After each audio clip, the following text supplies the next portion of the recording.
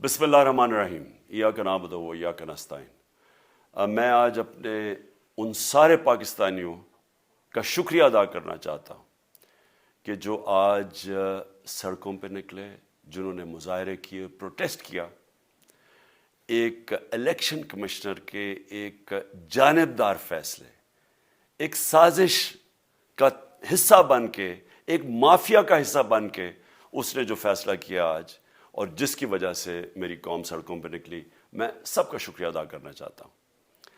پہلے تو میں اپنی قوم کے سامنے یہ رکھنا چاہتا ہوں، یہ کیا فیصلہ ہے، یعنی یہ توشہ خانہ کیا چیز ہے؟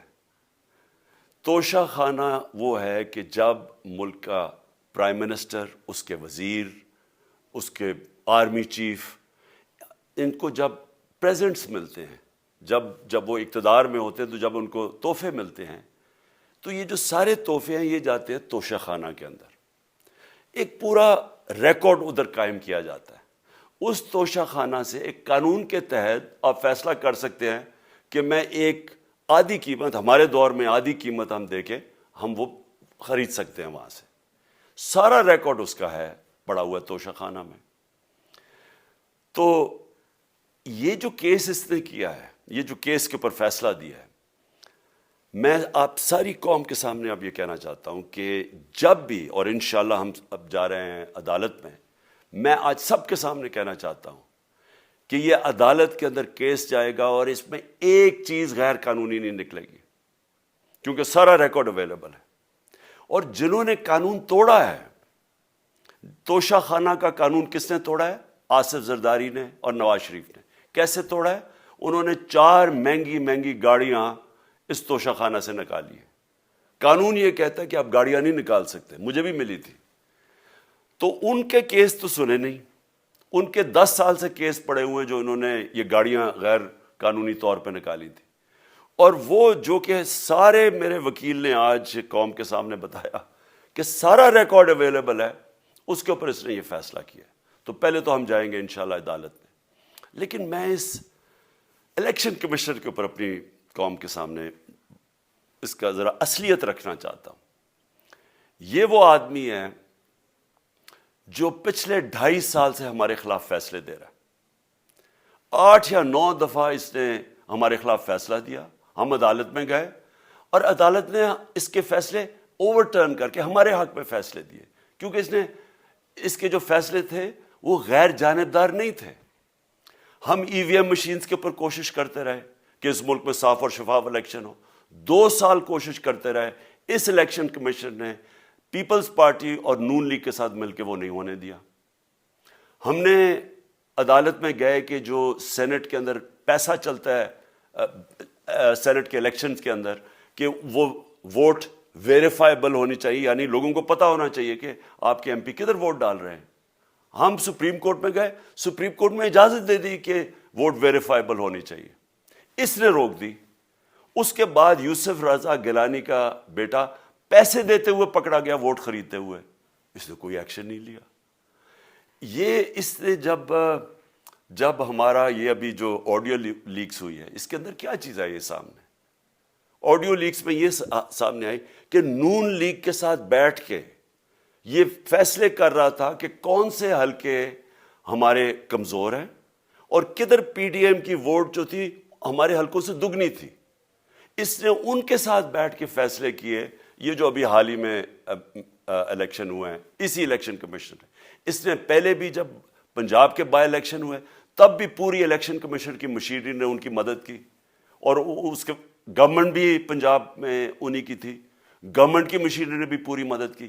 اس کے باوجود دونوں دفعہ یہ الیکشن ہار گئے، اور الیکشن اس لیے ہارے کہ پاکستان کی قوم ان کو ریجیکٹ کر بیٹھی ہے، اور اللہ کا شکر ادا کرتا ہوں ہمارے ساتھ کھڑی ہے۔ جب ہماری گورنمنٹ گئی تب سے یہ مافیا کوشش کر رہا ہے کہ تحریک انصاف کو ختم کرنے کی۔ پہلے تو انہوں نے گورنمنٹ گرائی بیرونی سازش، پھر انہوں نے کروڑ روپیہ خرچ کیا، 20 یا 25 کروڑ روپے کی ووٹیں خریدی، لوگوں کو لوٹا بنایا، ہماری گورنمنٹ گرائی۔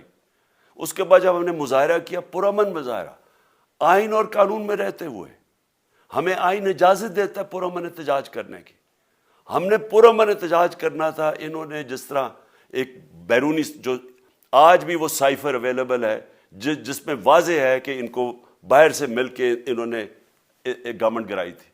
سب کو پتہ ہے سندھ ہاؤس میں 20 25 کروڑ روپیہ چلا اور گورنمنٹ انہوں نے گرائی. اس کے اوپر مظاہرہ ہم نے کیا 25 مئی کو. انہوں نے جس طرح کا ظلم و تشدد کیا ہمارے اوپر پاکستان کی تاریخ میں ایسے کبھی نہیں ہوا. عورتوں بچوں کے اوپر دیکھ رہے ہیں فیملیز, انہوں نے شیلنگ کی, گھروں میں گھس گئے رات میں, جو پنجاب پولیس کو انہوں نے استعمال کیا اور انہوں نے سمجھا کہ پارٹی کراش ہو جائے گی. پھر بھی نہیں ہوئی. پنجاب کے بائی الیکشن ہار گئے. پھر انہوں نے میرے اوپر کیسز کرنے شروع کر دیے. کبھی عدالت میں ایک کیس ہوتا ہے, کوئی 24 FIR ہے میرے اوپر. دہشت گردی کا میرے پہ کیس کر دیا. کیا کیس تھا؟ ساری دنیا میں رپورٹ ہوا وہ کیس. کیس کیا ہے کہ عمران خان کہہ رہا ہے کہ ریمانڈ پہ بھیجنے کے لیے ایک جس کے اوپر تشدد ہوا ہے, کسٹوڈیل ٹارچر ہوئی ہے شہباز گل کو, کہ ہم قانونی کارروائی کریں گے. اس کے اوپر دہشت گردی کا کیس کر دیا. تو پوری کوشش کرتے رہے نہ کسی طرح اس کو, کیونکہ میچ میں تو آپ کھیل نہیں سکتے تھے, تو عمران خان کو میچ سے نکال دو باہر. یہ شروع سے ان کی کوشش تھی. پتہ ان کو چل گیا کہ عوام آ گئی ہے کھڑی ہو ہمارے ساتھ. بڑے میں جلسے ہوئے ہیں, کبھی اتنے بڑے جلسے ہوئے ہی نہیں پاکستان میں. اور پھر یہ جو ابھی جو الیکشن ہوا ہے اس کے اندر پوری پلاننگ کرتے ایک کینڈیڈیٹ کھڑا کر کے پھر بھی ہار گئے. تو یہ مجھے پہلے ہی پتا تھا کہ انہوں نے اس کا رزلٹ کیا آنا ہے. میری ساری پارٹی کو پتا ہے, میں نے ان کو واٹس ایپ کیا, اپنے سارے لوگوں کو بتایا.